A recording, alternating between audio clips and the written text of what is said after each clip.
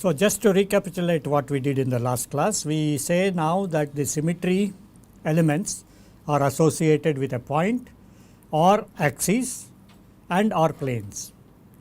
So, the ones which are associated with the axis we have shown are limited to 1, 2, 3, 4 and 6 in case there is periodicity. That means, in case of crystalline materials we do have only these axes that are present. We of course have a mirror plane which could be along different directions, mirror plane perpendicular to an axis, mirror plane along a given direction and so on. We will bring in the issue of various orientations of the planes, but the operation is just that of a mirror plane. So, there is only one symmetry element that will come, which is the mirror plane. As far as axes are concerned, we get 2, 3, 4 and 6, and as far as the inversion center is concerned, we get this so called one bar symmetry.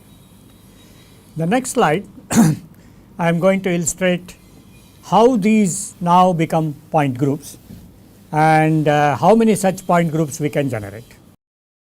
So, the first set of axes we will consider are the limited to the 1, 2, 3, 4 and 6 because it is a periodic lattice, and these 1, 2, 3, 4, 6 are referred to as proper axes because they represent, if you recollect again their previous classes, they represent direct congruence objects. So, whenever these operations are there 1, 2, 3, 4 and 6, they represent the direct congruence objects. So, objects of direct congruence only will be corresponding to these proper axis systems. So, we can have a 1, 2, 3, 4 and 6. So, a total number of 5 such proper axis alone point groups that we will generate in a given crystal system. So, in crystals with or without translational symmetry, as we pointed out so far, operations may coexist. See, if there is no translational symmetry, like in the case of a 2, 1 screw axis, we have a translation symmetry. So, if there is no translation symmetry that is present, like in the case of a operation like the inversion center, then we can combine the 1 with the inversion center, which will give us the so called 1 bar. What now happens is that the object which is at x, y, z goes to minus x, minus y, minus z. That means, there is an inversion axis that is present. The moment we have an inversion axis, if you recollect the previous classes, we have objects which are present with this improper axis being present. These objects will be of opposite congruence. So, they will be of opposite congruence. That means to say that we can have therefore, the value of this angle between the two directions which we defined being negative. So, the improper axis therefore now represent the combination of a proper axis with an improper axis which happens to be the inversion center. So, if we now combine a twofold proper axis with an inversion center, we will get a mirror. So, we will work out how this happens below here, and now we will do the operation of a twofold which will give us x, y, z, which goes over to minus x, y, minus z, assuming that our twofold axis is along the y direction. Okay. So, the value of x and z now became minus x minus z. This is the twofold operation and this is a proper axis operation. So, the symmetry that is defining now the point group symmetry is 2. We take x, y, z to minus x, y, minus z. In case we have a 2 bar symmetry, that means we operate a twofold, and that twofold operation will now undergo a center of symmetry inversion. So, there is an inversion center which now therefore, x, y, z is no longer staying at minus x, y, minus z, but it goes to its corresponding inversion center operation. That means, x goes to x, minus x goes to a value of x, y becomes minus y and z becomes as such z. So, minus z becomes z, minus x becomes x. Now, this operation therefore is the operation of a 1 bar symmetry, because we have taken this value of x, y, z which is now x bar, y, z bar, and we have operated the center of symmetry to go to x y bar z. So, the so called equivalent positions with this improper axis operation are x y z and x y bar z. Examine these two carefully. If you examine these two carefully, it means to say that you have a mirror plane now and there is a reflection across the y direction. So, if the axis was coming perpendicular to the board, if the axis was coming perpendicular to the board, the plane of symmetry is with the board. And so, we have a point x y z which is above the board, now we will go below the board x y bar z, and therefore, this now is referred to as a mirror symmetry operation. So, what we therefore see is that 2 bar now gets represented as equal to a mirror. So, we have 1 which is a proper axis, 1 bar is an improper axis, 2 is a proper axis, 2 bar which is a mirror is an improper axis. Now, we have to consider the issue that we can since the operation is about a point, you see this is referred to as the point groups. So, the operation is about a given point and this particular point is identified with respect to x y z. So, the point we have identified is x y z. The space in which this object which is identified as x y z is located is governed by this particular symmetry. So, if the symmetry is 2, we will get x y z equals x bar y bar z bar. If the symmetry is that of a mirror symmetry, we get x y z is x minus y minus z and nothing else. It is a point group because of the fact that if we operate the mirror symmetry again, we will get back x y z. If we operate the two-fold axis again, we will get x y z, and therefore, we now define these as point groups. So, 1, 2, 3, 4 and 6 which are the proper axis define 5 point groups.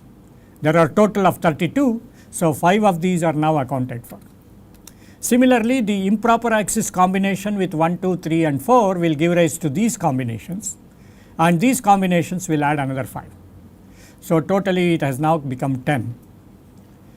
We should also realize that since the operations do not involve translational periodicity, both these operations, the proper axis operation and the improper axis operation, proper axis is 1, 2, 3, 4, 6 and the improper one is the 1 bar symmetry, the inversion center. These two operations do not involve any translational component like we have in the case of a screw or a glide plane, and therefore, these now can be combined with each other. So, when we combine for example 1 and 1 bar, we can show that it turns out to be equal to 1 bar only. So, there is nothing new which will get created. In other words, the presence of the improper axis remains the same, whether you combine it with 1 and make it 1 and 1 bar simultaneously operating, you will get 1 bar only. Similarly, 2 and 2 bar now will introduce a combination of the proper axis twofold followed by a mirror symmetry. Now, what happens to the equivalent points? The equivalent points now will change. I will show you in a minute how it will change. The equivalent points will change. So, what happens is now x y z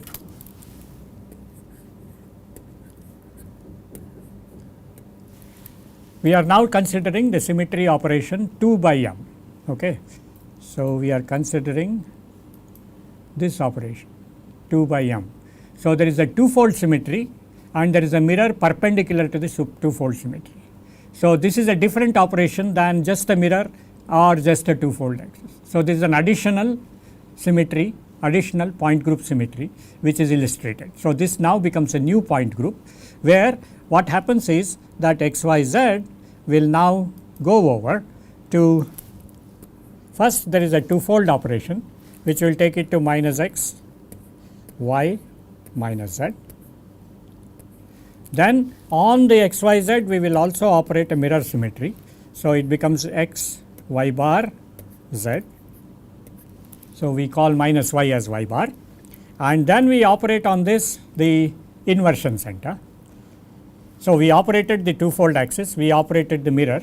Now, we can operate the inversion center. Inversion center is also operated on the original x y z.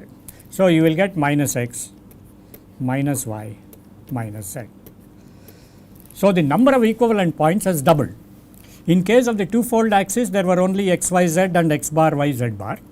In case of the mirror plane, it was x y z and x y bar z. Those were the two equivalent points.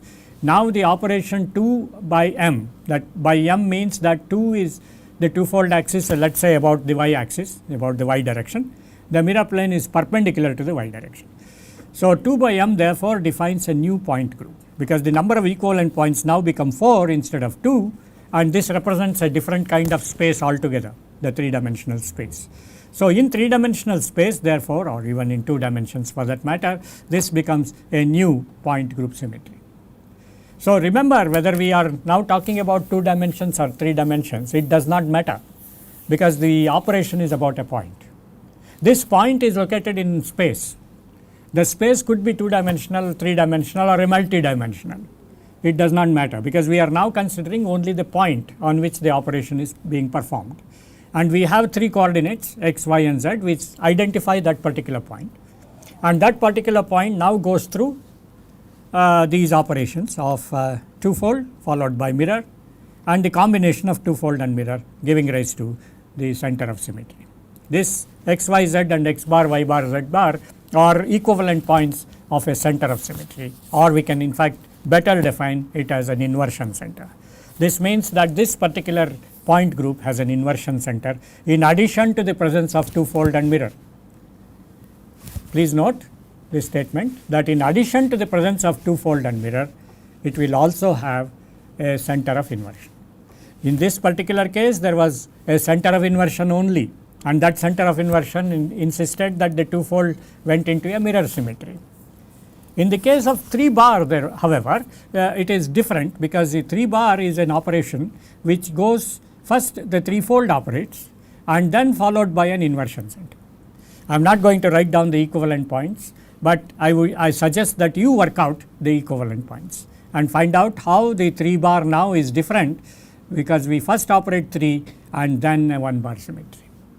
Likewise, the 4 bar is similar to 2 bar, but we will have to find out in this particular case there is no separate operation like 3 and 1 bar. In 6 bar there is a separate operation like 3 divided by m. That means threefold symmetry for which there is a perpendicular mirror, and that results in a 6 bar symmetry. So some of these things can be worked out by looking at various kinds of pictures or diagrams, or looking at structures which go into these kind of point group symmetries.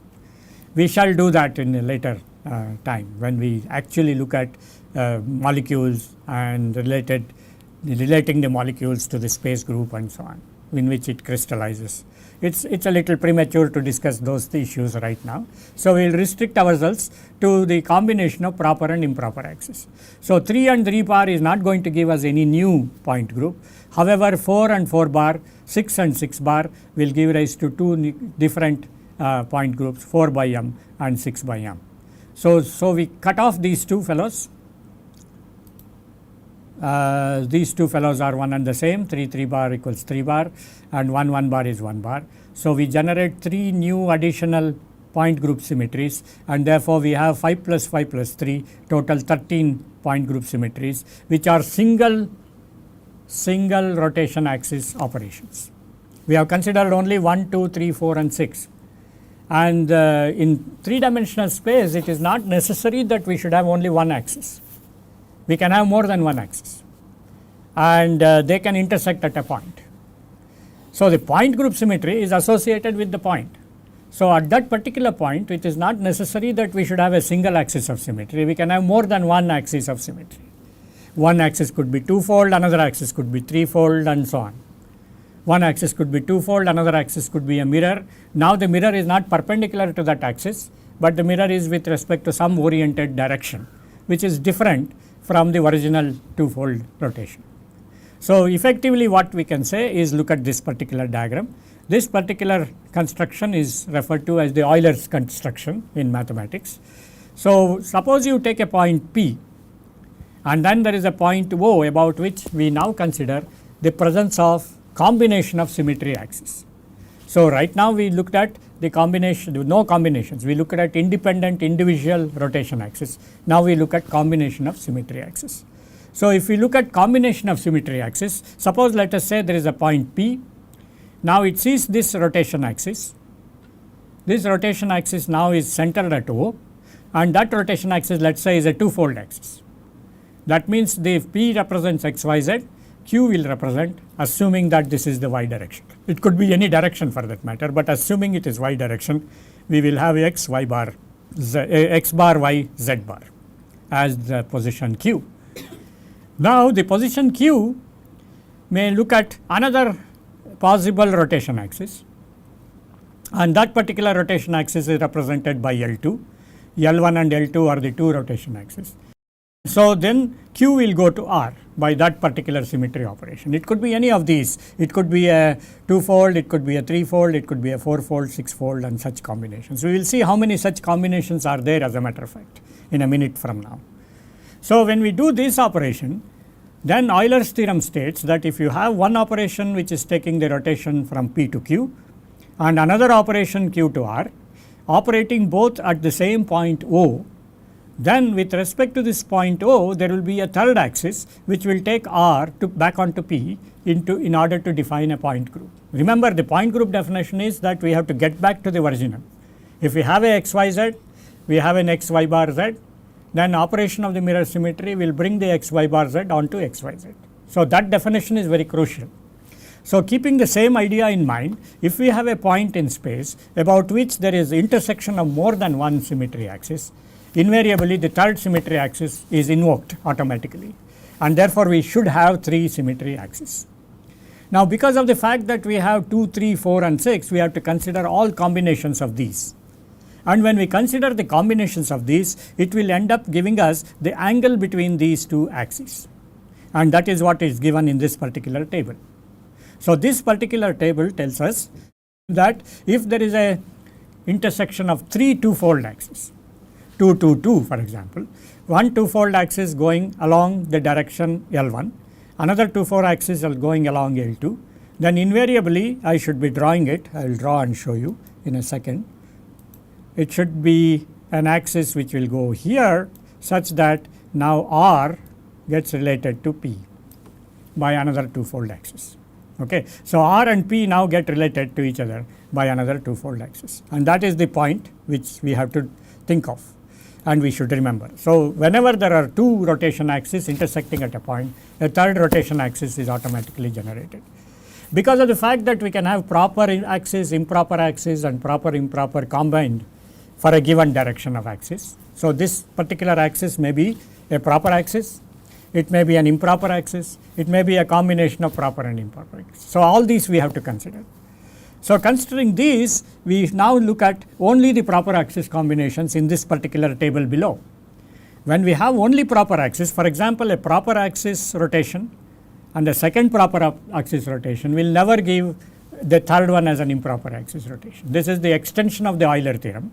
See, Euler theorem originally stated that if you have a rotation axis, P goes to Q and Q goes to R in another rotation axis, a third rotation axis gets created. That is the first part of the Euler's theorem.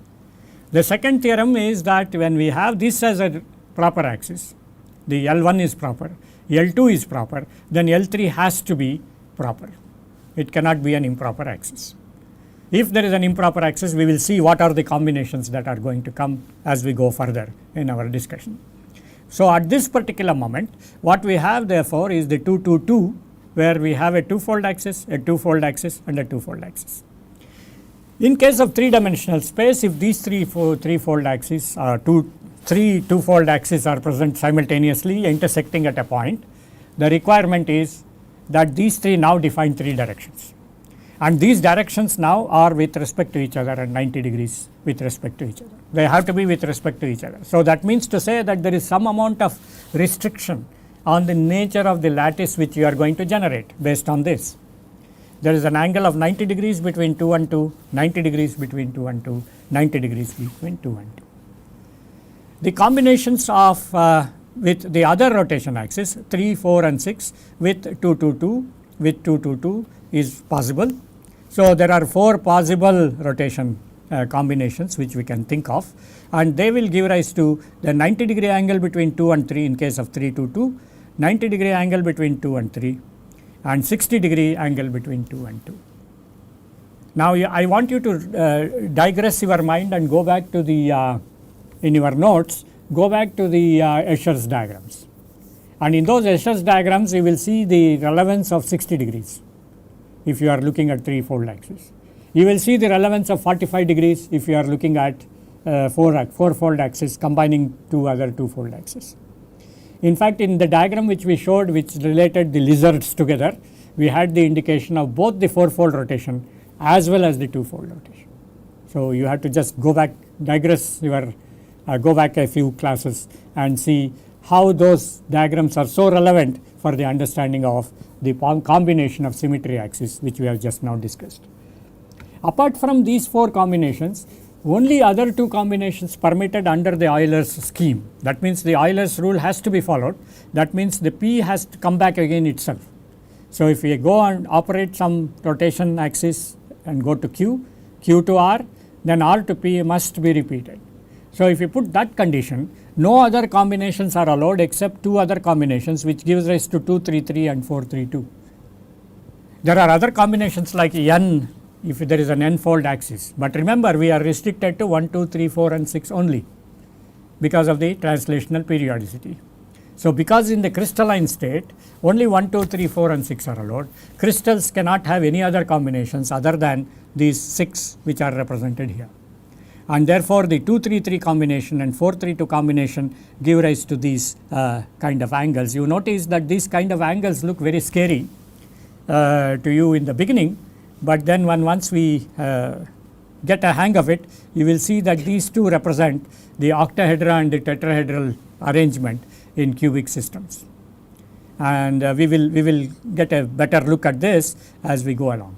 But at this particular moment, please note that Euler's theorem has to be validated, and we in this particular example which we have shown as combination of symmetry axis, we have considered only the proper axis, and there are 6 possible combinations of these proper axes, and those are illustrated with respect to the angles between them. So the angles between them also get restricted. That means the nature of the 3-dimensional lattice you are going to get, or the 3-dimensional unit cell you are going to get will be the same. It cannot be more than these types. Remember that as we will go further to the next slide. In fact, this slide is almost immediately relevant. We have illustrated here the 2-2-2, how the 3 90-degree angles come with respect to each other. So if you look at 2-2-2 here, the angles are 90 degrees with respect to each other. The next slide is shown here, the 2-2-2 orientation. You see that the 3 are oriented at 90 degrees to each other. You see the relevance of the presence of the 3-fold axis in terms of the 60-degree angles, because you now get 1, 2, 3, 4, 5, 6, a hexagonal arrangement of the points on which the point group operation occurs. Similarly, the 4-2-2 and the 6-2-2. As I mentioned, the relevance of the axis with respect to 54 degrees and some minutes and some seconds, and all that issue will tell us about the arrangement of the symmetry axis, which is shown here.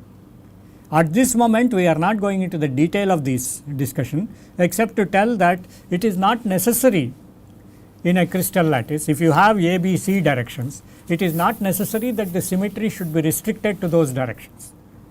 The symmetry axis can be anywhere. So these, for example, in this case the symmetry axis is not along any given, in this case it is along the given axis, this axis, the 2-fold axis. But you see that the 3-fold axis is along the diagonal, and in fact 3-fold axis along the diagonal is a condition that is required to have cubic symmetry. And therefore the symmetry decides now how these the proper axis should be oriented, how the improper axis will be oriented in case there is improper axis. So we have to therefore consider not just the PPP, but we have to consider the possibility of improper axis also as combinations in the Eulerian case. So for example, if there is a proper axis and an improper axis, the first one is a proper axis, the second one is an improper axis, the third one must be improper. It cannot be another proper axis. So there is no PIP possible. That is because once we have a proper and an improper axis combination, let's go back to the previous slide, once we have a proper and improper axis combination and we generated an improper axis as a consequence. So suppose we have a 4 and a 4 bar, the third axis should be improper. So the combinations therefore get restrained to PII IPI and IIP.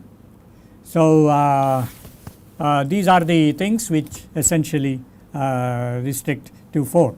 So, 4 possibilities are there: PPP, PII, IPI and IIP, and these combinations therefore are illustrated below. And this now define the remaining part of our point groups. See, remember we had 13 plus 13 point groups, proper, improper and proper, improper combined, that gave to 13, and we have to now reach 32, which is the 32 point groups that are allowed in crystalline materials, and therefore we have to have these combinations. So, if you have all proper combinations as we saw just now with respect to the angles, which are these, the 6 of these, so we will give rise to 6 of those. Now, the requirement that it has to be a PII combination will generate these 6. It so happens that all these 6 are not independent of each other, and in fact for that matter the 2 3 bar 3 bar will generate a system which is 2 by m 3 bar. So, here you see that all these 6 are again degenerate. They are different kinds of point groups. These 6 are a set of point groups, these 6 are a new set of point groups. That means 6 plus 6, now 12 point groups additionally to the 13 we have already seen. Now, these are independently generated point groups, and therefore these combinations will have to find a place in the crystalline systems which we are going to have. So, this is the reason, this is the basis of why there are different crystal systems. If there was no differences in the crystal systems, we would not have had these combinations. Now, these combinations therefore decide how our lattice should develop into different crystalline motifs. The so called 7 crystal systems which you have studied in starting almost from your standard 12 is a consequence of this. So, you would have never asked this question in school, that when the teacher said there are 7 crystal systems, you believed it like, well, God is there, right, and then we never asked any questions. Now, the 7 crystal systems come as a consequence of the presence of the point groups and the combination of these point groups in 3-dimensional space, which obeys periodicity. So, it's very interesting. Crystalline state therefore is the most interesting way in which we can study the objects, because now the objects are kind of restricted. It is like, in a class the students are all sitting in their respective places and we get them arrested in those places. So, the attention comes to you. So, the attention if we want to get of the students once the class is over is almost impossible. So, when they are restricted to those positions, these positions which are restricted will generate the so called point groups, and the presence of the satisfaction of the periodicity is a fundamental requirement, and that induces the possibility of 7 crystal systems. So, the 7 crystal systems and 32 point groups now are very easily understandable in terms of the requirements of symmetry which govern the periodicity in the given system. So, this is the state at which we see that we do now start getting the information on all possible point groups. Again, to define the point group, you should remember that the point group has this condition that if you have a point on which you operate this symmetry, the repeated operation of the symmetry should bring back the same point, and unless that happens you can't call it a point group. Putting that condition and also the condition that there is periodicity in the lattice, that is A repeats along the A direction, X direction, B repeats along the Y direction and C repeats along the Z direction, we have these restrictions of having 1, 2, 3, 4 and 6. So, 1, 2, 3, 4 and 6 will give rise to the possible crystal systems, and then the combinations of these with respect to PPP, PII, IPI and IIP will give rise to the other crystal systems. So, the direct crystal systems which we can get are the orthorhombic, the trigonal, the tetragonal and the hexagonal systems, and then these two now give rise to the cubic system. If none of these symmetries are there and there is simply a one symmetry or a one bar symmetry, that defines the monoclinic system. And in this therefore the case where there is two-fold symmetry or mirror, it defines the triclinic system, correction. And in case we have the mirror plane or the two-fold symmetry, it defines the monoclinic system. So, therefore, we have 7 crystal systems, the triclinic system representing 1 and 1 bar, the monoclinic system representing 2-fold mirror and 2 by M, and therefore, these things which we say now 1 and 1 bar belong to triclinic, 2 mirror and 2 by M belong to monoclinic, and then 2 mm belong to the orthorhombic and so on. So, therefore, we have the orthorhombicity, the triclinic the trigonal nature, the tetragonal nature, the hexagonal nature defined in these cases, and then the cubic symmetry, which is what also referred to as the isometric system, because this system does not have any restrictions along given A, B, C directions. Now, since there are no restrictions along given A, B, C directions, we will see what kind of restraints we can put to define these 7 crystal system as we go to the next class. So, at this moment we will stop at this particular point and go over to the next class.